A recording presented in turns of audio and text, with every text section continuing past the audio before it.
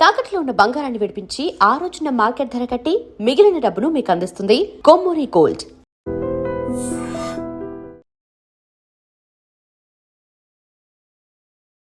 Welcome to I dream. ప్రేక్షకులందరికీ శ్రీ పరాభవనామ సంవత్సర ఉగాది శుభాకాంక్షలు. ద్వాదశ రాసుల వారికి ఏ విధంగా ఉంటుందో తెలియచేయడానికి ఈరోజు మనతో పాటు సుప్రసిద్ధ జ్యోతిష్య వాస్తు పండితులు, పంచాంగకర్త బ్రహ్మశ్రీ డాక్టర్ నాయకంటి మల్లికార్జున శర్మ గారు ఉన్నారు. వారితో మాట్లాడదాం. నమస్కారం గురుగారు. నమస్కారం అమ్మా. గురుగారు, శ్రీ పరాభవనామ సంవత్సరంలో వృషభ రాశి వారికి ఏ విధంగా ఉండబోతోంది? తప్పకుండా అమ్మా. ఓం శ్రీ గురుభ్యో నమః. ఓం శ్రీ మాత్రే నమః. వృషభ రాశి వాళ్ళకి ఏ విధంగా ఉండబోతుంది? వృషభ రాశి వాళ్ళంటే కృత్తికా నక్షత్రం 2, 3, 4 పాదాల్లో జన్మించిన వాళ్ళు, అలానే రోహిణి నక్షత్రం 1, 2, 3, 4 పాదాల్లో జన్మించిన వాళ్ళు, మృగశిర నక్షత్రం 1, 2 పాదాల్లో జన్మించిన వాళ్ళందరూ కూడా వృషభ రాశి జాతకులు అవుతారు. ఈ వృషభ రాశి వాళ్ళకి సహజంగా ఏంటంటే 5 ఆదాయం ఉంటుంది, ఖర్చు వచ్చేటప్పటికల్లా వ్యయం 14 ఉంటుంది, అలానే 5 గౌరవం ఉంటుంది, 4 అవమానంగా ఉంటుంది. అంటే వాళ్ళు ఖర్చు పెట్టే స్థితిలో ఉంటారు. కానీ చాలామంది కూడా ఏం చేస్తారంటే భయభ్రాంతులు చెందుతుంటారు. అంటే భయభ్రాంతులు అంటే సహజంగా మీరు 5, 14 అనుకోండి ఉదాహరణకి, అమ్మో నేను ఎంతో ఖర్చు చేస్తున్నానని ఇబ్బంది ఫీల్ అయ్యే వాళ్ళు చాలామంది ఉంటారు. కానీ అలాంటి ఇబ్బందులు ఏముండవు. కొన్ని నిజానికి మనం మంచిగా ఖర్చు పెట్టేవి చాలా ఉంటాయి. ప్రతివాడు కూడా ₹1,00,000 జీతం వస్తుంటే ఆ లక్షనే పొదుపు చేయటం జరగని పని. ఆ లక్షలో ఒక 50,000 పిల్లల యొక్క చదువులకో, పెళ్ళిళ్ళకో, ఖర్చులు, రకరకాల బయటికి వెళ్ళటానికో ఏదో ఖర్చు చేయాల్సి వచ్చిన అవసరం అనేది ఒకటి ఉంటుంది. ఖచ్చితంగా ఖర్చు లేని మనిషి అనేవాడు ఎవడుండడు. లేకపోతే కొంతమంది పిసినారు చేస్తుంటారు, కొంతమంది లగ్జరీ ఖర్చు చేస్తుంటారు. సహజంగా అది వాళ్ళ యొక్క క్యారెక్టరో లేకపోతే జీన్సో డిఎన్ఏ అనుకోవచ్చు. అలానే ఇక్కడ వృషభ రాశి వాళ్ళకు వచ్చేటప్పటికల్లా గురుబలాన్ని చూసుకునేటట్టయితే జూన్ 2 వరకు కూడా గురువు బాగుంటాడు.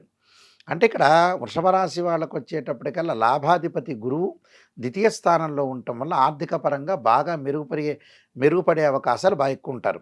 అంటే ఇక్కడ లాభాధిపతి గురువు అయ్యారు, అష్టమాధిపతి గురువు ద్వితీయ స్థానంలో జూన్ 2 వరకు ఉండటం వల్ల ఆర్థిక పరంగా అనుకూలంగా ఉంటుంది, ఉద్యోగపరంగా ఇబ్బందులు ఉండవు, జాయింట్ వ్యాపారాలు బాగా కలిసి వచ్చే అవకాశాలు ఎక్కువ ఉంటాయి.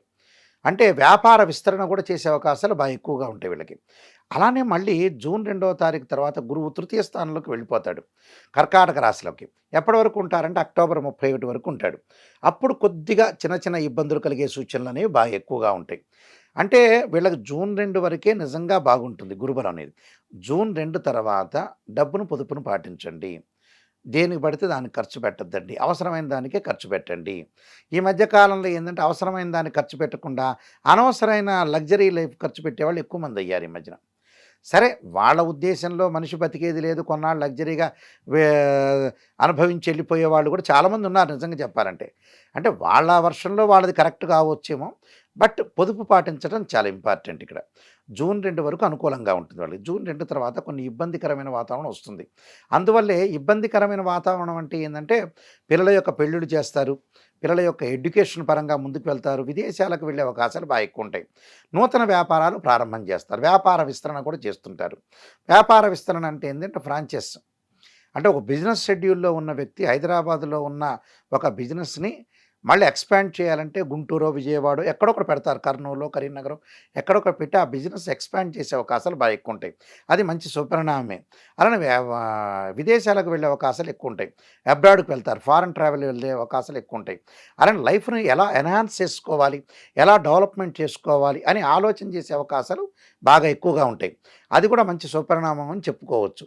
అలానే శని యొక్క బలాన్ని మనం తీసుకునేటట్టయితే లాభస్థానంలో శని ఉంటాడు. లాభస్థానంలో శని అంటే ఏంటంటే భాగ్యాధిపతి, దశమాధిపతి అయిన శని వీళ్ళకి మీనరాశిలో లాభంలో ఉండటం వల్ల అధిక లాభాలు కలిగే అవకాశాలు ఎక్కువ ఉంటాయి. ఏమిటి గురువుగారు మనకి 5 ఆదాయం అన్నారు, 14 ఖర్చు అంటున్నారని చాలామంది అడుగుతారు. అడిగినప్పుడు ఎలా ఉంటుందంటే గ్రహబలం వల్ల ఏమవుతుందంటే కొంతమందికి ఖర్చులు పెరుగుతుంటాయి. ఈ వృషభ రాశి వాళ్ళకి ఇన్కమ్ అనేది బాగా గ్రోత్ అవుతుంది. వాళ్ళు పోయిన సంవత్సరం కంటే కూడా ఈ సంవత్సరం ఇన్కమ్ గ్రోత్ అయ్యే అవకాశం ఖచ్చితంగా ఉంటుంది. ఆ ఇన్కమ్ గ్రోత్తో పాటు పెండింగ్ ప్రాజెక్టులు కొన్ని ఉంటాయి. పెండింగ్ ప్రాజెక్టులు అంటే ఏంటంటే కుటుంబ ఫ్యామిలీ పరంగా ఉండే ఒక అమ్మాయికి వివాహం చేయాలన్నా, మ్యారేజ్ చేయాలన్నా, ఒక అబ్బాయిని ఎడ్యుకేషన్ పరంగా ముందుకు వెళ్ళాలన్నా, అమ్మాయిని ఎడ్యుకేషన్ పరంగా ముందుకు వెళ్ళాలన్నా, ఫారెన్ వెళ్ళాలన్నా, అలానే వీటిలో కొంత ఖర్చు అయ్యే అవకాశాలు బాగా ఎక్కువ ఉంటాయి. అందువల్లే వాళ్ళ ఖర్చులు బాగా పెరుగుతాయి. అవి ఎప్పుడైనా చేయాల్సిన పనులే లైఫ్‌లో. కంపల్సరీ చేయాలి అవి. అంటే ఏ రోజైనా ఈ రోజు కాకపోయినా రేపైనా చేయాల్సిందిగా. అలానే ఇంటి నిర్మాణం చేపట్టే అవకాశాలు ఎక్కువుంటాయి. బిజినెస్ అనేది ఎక్స్‌పాండ్ చేస్తారు. ఇళ్ళు పర్చేజ్ చేసే అవకాశాలు బాగా ఎక్కువుంటాయి. కాబట్టి ఇవన్నీ కూడా సుపరిణామం అని చెప్పుకోవచ్చు. అలానే మిగతా విషయాల్లో మనం ముందుగా వెళితే, ఇక్కడ వృషభ రాశి వాళ్ళు బంధుమిత్రులతోటి కలహం జరిగే అవకాశాలు ఎక్కువుంటాయి. అంటే బంధుమిత్రులతోటి ఎంతవరకు ఉండాలో అంతవరకు ఉండి ముందుకెళ్ళాలి. ఆచితూచి అడుగు వేయాలి.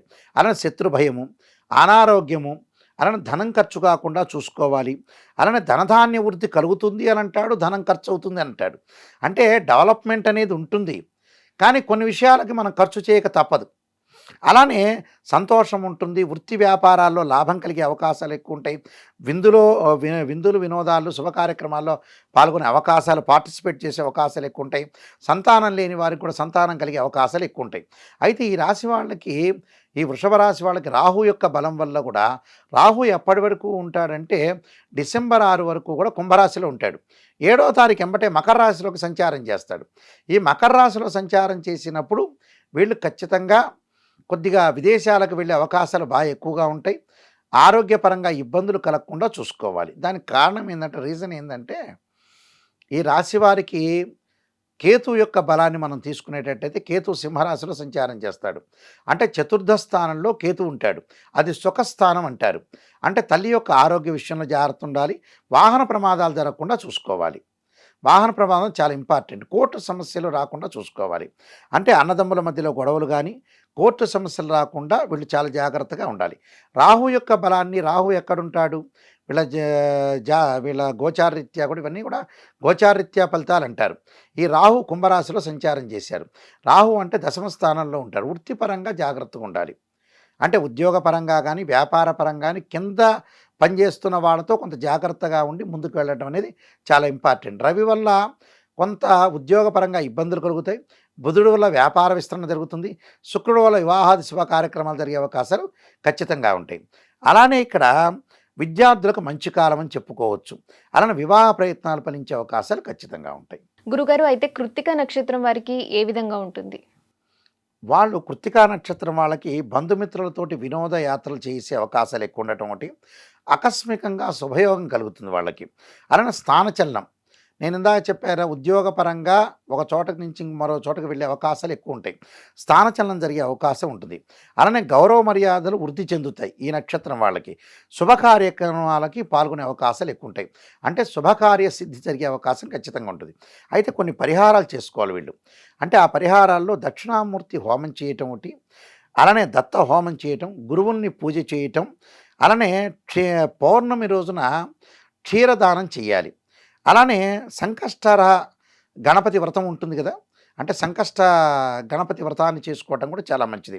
అంటే సంకష్ట గణపతి దీక్షా వ్రతం అనేది ఒకటి ఉంటుంది. ఆ వ్రతాన్ని ప్రారంభం చేయటం కూడా చాలా మంచిది. అలానే ఈ చేస్తే వాళ్ళకి అనుకూలమైన ఫలితాలు జరిగే అవకాశాలు ఖచ్చితంగా ఉంటాయి. అలాగే రోహిణి నక్షత్రం వారికి ఏ విధంగా ఉండబోతుంది గురుగారు? రోహిణి నక్షత్రం వాళ్ళకి స్త్రీ మూలకంగా కొంత భయం కలిగే అవకాశాలు ఎక్కువగా ఉంటాయి. అలానే ఆడంబరాలకు వెళ్ళి ధనం ఖర్చు చేసే అవకాశాలు, అంటే గొప్పలకు పోవటం అంటారు. గొప్పలకు ఏదో చేయాలనుకుంటారు, డబ్బులు ఖర్చు అయ్యే అవకాశాలు బాగా ఎక్కువ ఉంటాయి. వృత్తి వ్యాపారంలో కొన్ని ఇబ్బందులు రాకుండా చూసుకోవాలి. ప్రయాణాల్లో జాగ్రత్తగా ఉండాలి. ఆరోగ్యపరమైన ఇబ్బందులు కలగకుండా జాగ్రత్తగా చూసుకోవాలి. వీళ్ళు తప్పకుండా రుద్రాభిషేకం శివాలయాల్లో చేయటం ఒకటి, అలానే తైలాభిషేకం చేసుకోవటం, దీపదానం చేయటం, అంటే దీపాన్ని శివాలయంలో వెలిగించడం, ఆ దీపాన్ని బ్రాహ్మణులకు దానం చేయటం, మహాశివరాత్రి వ్రతాన్ని ఆచరించాలి. విశ్వనాథాష్టకం అనేది ఒకటి ఉంటుంది. ఆ విశ్వనాథాష్టకం అంటే పరమేశ్వరుడిని. ఆ విశ్వనాథాష్టకాన్ని చదవటం వల్ల కూడా వీళ్ళకి మంచి జరిగే అవకాశాలు ఖచ్చితంగా ఉంటాయి. కష్టాల నుంచి వీళ్ళు దూరం అవుతారని అర్థం. అలాగే మృగశిర నక్షత్రం వారికి ఏ విధంగా ఉండబోతుంది గురుగారు? మృగశిర నక్షత్రం వాళ్ళకి ప్రత్యేకంగా చెప్పదలుచుకున్నది ఏంటంటే, ఎక్కడైతే ఉద్యోగం చేస్తున్నారో, ఎక్కడైతే వ్యాపారం చేస్తున్నారో, కింది వర్గం వాళ్ళది, అంటే వాళ్ళ దగ్గర ఎవరైతే పని చేస్తున్నారో వాళ్ళతో విభేదాలు వచ్చే అవకాశాలు ఎక్కువ ఉంటాయి. అంటే డిస్ప్యూట్స్ వచ్చే అవకాశాలు ఎక్కువ ఉంటాయి. అంటే డిఫరెన్స్ ఆఫ్ ఒపీనియన్స్ రాకుండా చాలా జాగ్రత్తగా చూసుకొని ముందుకెళ్ళాలి. వాళ్ళు చాలా జాగ్రత్తగా ఉండాలి. అంటే వాళ్ళకి మిశ్రమైన ఫలితాలు ఎక్కువ వస్తాయి, మిక్స్డ్ రిజల్ట్స్. వృత్తి వ్యాపారాల్లో మాట పట్టింపుల విషయాల్లో కొంత జాగ్రత్తగా ఉండాలి. ఒక మనిషి మనతో అన్నాడు కదా అని మాట పట్టింపు అనేది చూసుకోకూడదు. మాట పట్టింపు అంటే మనల్ని ఎవరన్నా అన్నారనుకోండి, ఉదాహరణకి అదే గుర్తుపెట్టుకొని ముందుకు వెళ్ళకూడదు. అదొక విషయంలో చాలా జాగ్రత్తగా ఉండాలి. సంబంధం లేని వ్యవహారంలో తలదూర్చకూడదు. దానివల్ల డబ్బులు నష్టం అయ్యే అవకాశాలు ఎక్కువ ఉంటాయి. వాళ్ళు చేయాల్సిన పరిహారం ఏంటంటే గిరి ప్రదక్షిణం ఒకటి, దుంపకూరలు దానం చేయటము, అలా నవగ్రహ స్తోత్రం పఠనం చేయటము, తిల హోమం, శనికి తిలలు అంటే ఏంటంటే నువ్వులతోటి హోమం చేయాలి. అలానే శని కవచ పారాయణం చేయాలి. శనికి ప్రత్యేకంగా నల్లని ద్రాక్షారసంతో అభిషేకం చేయాలి. చేయటం వల్ల వీళ్ళకి మంచి జరిగే అవకాశాలు ఖచ్చితంగా ఉంటాయమ్మా. ఈ మంచి జరిగే అవకాశాలు ఖచ్చితంగా ఉంటాయి. వృషభ రాశి వాళ్ళందరికీ కూడా శ్రీ పరాభవనామ సంవత్సరంలో శ్రీ పరమేశ్వరుడి యొక్క కరుణాకటాక్షం ఉండాలని ఆశిస్తూ సర్వే జనా సుఖినో ధన్యవాదాలు భవంతు. గురుగారు.